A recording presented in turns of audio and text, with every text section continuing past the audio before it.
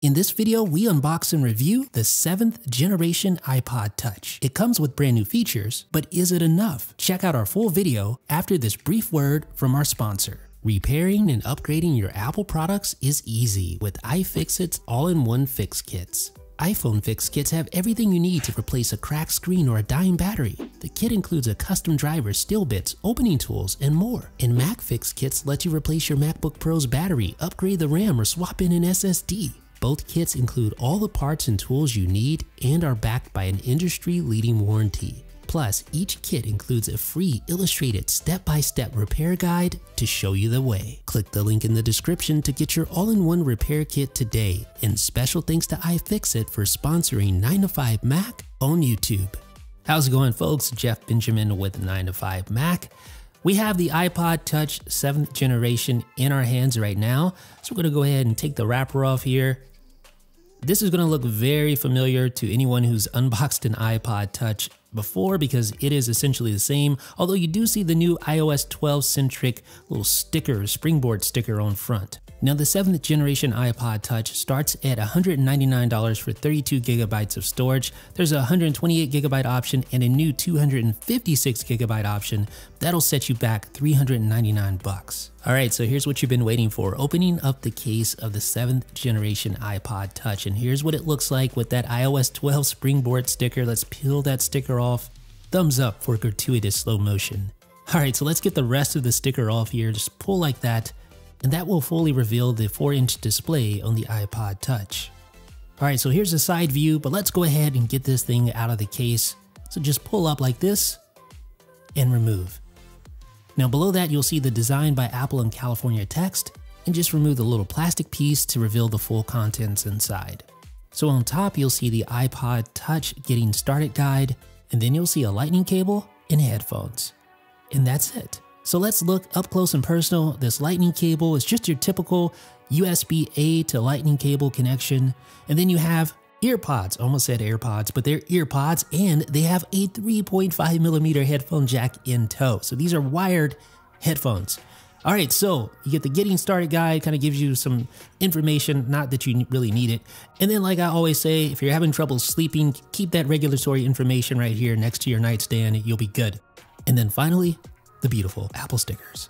All right, so one of the first things that's going to pop in your head when you hold this thing for the first time is just how tiny it is, especially compared to modern iPhones.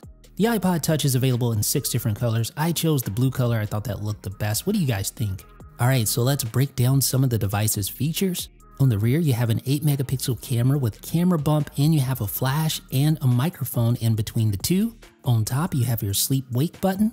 On bottom, you have your speaker, lightning port, and 3.5mm headphone connection. On the left side, you have your 2 volume buttons.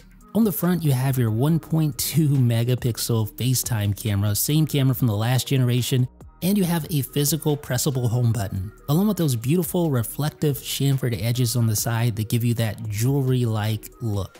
And that's one of the design elements that I think I miss most about modern iPhones. All right, so let's go ahead and fire up the iPod Touch and see what's new. So first and foremost, you get a faster processor and more RAM. For the first time, you get 2 gigabytes of RAM in an iPod Touch. Previous model had only 1 gigabyte of RAM. And you get a faster iPhone 7 era A10 Fusion processor. So here's the new iPod Touch next to the iPhone SE. I wanted to compare these two devices because they're obviously very similar in form factor, both of them 4-inch displays, although the iPod is obviously thinner. So comparing these two devices from a performance standpoint, I ran some metal benchmarks here. And while the iPod Touch is definitely faster in some respects, it doesn't blow away the A9 processor in the iPhone SE like you might expect. In fact, the Geekbench scores are really within striking distance of one another. And I find that interesting because I remember the A10 Fusion benchmarks on the iPhone 7 being a lot better, and as you can see here, they were. So that tells me that Apple held back a bit with the A10 Fusion inside the iPod Touch, and probably for good reason given the smaller battery inside the smaller chassis.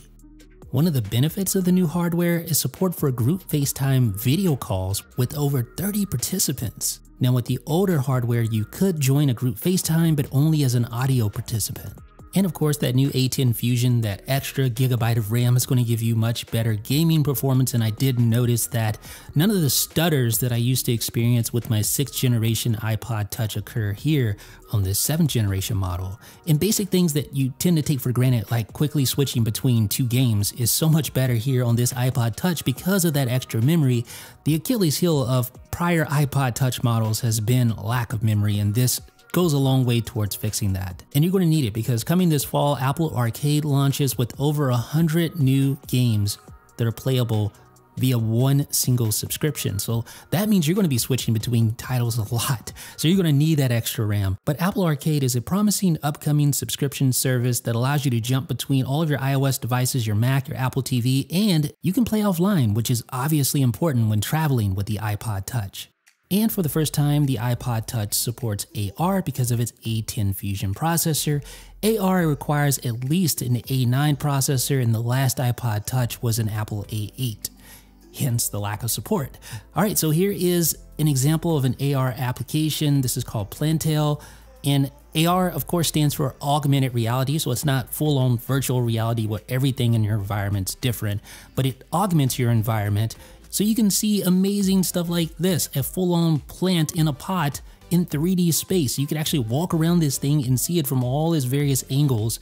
Admittedly, the 4-inch display on the iPod Touch is a little less than ideal for AR content, but it's cool nonetheless. And when you go to the App Store, you'll notice that there is a plethora of educational related AR applications, which sort of goes hand in hand with the iPod Touch when you remember that it's the cheapest iOS device starting at $199. But that doesn't mean that there's not other types of AR apps out there.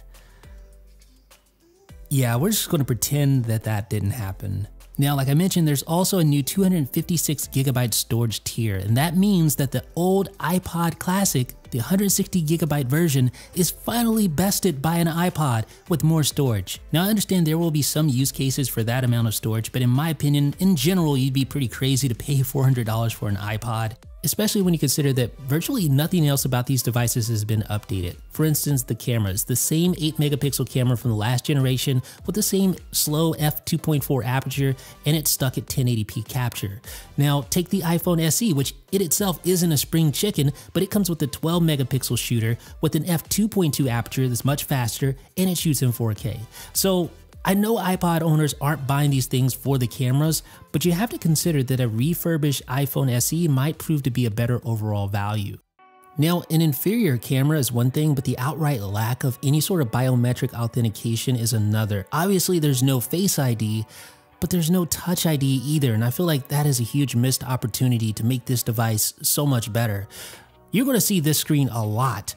That is, if you even choose to use a passcode, whereas the 3-year-old iPhone SE has Touch ID, which removes so much friction from the experience. Now, I realize that there is still much demand for the iPod Touch, otherwise Apple wouldn't have even bothered updating it. The enterprise in particular, whether it be warehouses or retail operations, among others, have found a good use for the iPod Touch, and no doubt they will appreciate this update. And I don't want to be naive, I know some general consumers will appreciate this update as well. They like having a standalone music player. And I think it's an excellent first iOS device for kids, especially with smaller fingers and smaller hands. You can see how much bigger the iPhone XS Max is comparatively. And there are some accessibility use cases for the iPod Touch as well. Remember, this device starts at just $199, brand new, so you have to temper your expectations. However, I think there were a few missed opportunities, most notably the lack of Touch ID. This is the only new iOS device that doesn't have some sort of biometric authentication. So you have to consider this. You can get a used iPhone SE that isn't that much slower than this iPod Touch, and in my opinion, it makes for a better device with a better camera and, most importantly, Touch ID. But if you're specifically looking for a standalone music player or a standalone portable gaming console, gaming device, this upcoming Apple Arcade subscription service could, if it's any good, and obviously the jury jury is still out on that one, but if Apple's gaming service turns out to be a hit, this new iPod Touch is a good way to get in the game. It's the most portable iOS device that Apple makes, it's relatively cheap, it has enough RAM finally, and it has an ample amount of processing power. But if you're just looking for a small, portable, general purpose iOS device, I think you should strongly consider a used iPhone SE instead. What do you guys think? Let me know down below in the comments section. This is Jeff with 9 to 5 Mac. Special thanks to iFixit, creator of the iPhone Fix Kits and MacBook Pro Fix Kits, for sponsoring 9 to 5 Mac on YouTube. Head over to iFixit using the link in the description and get your all-in-one repair kit today.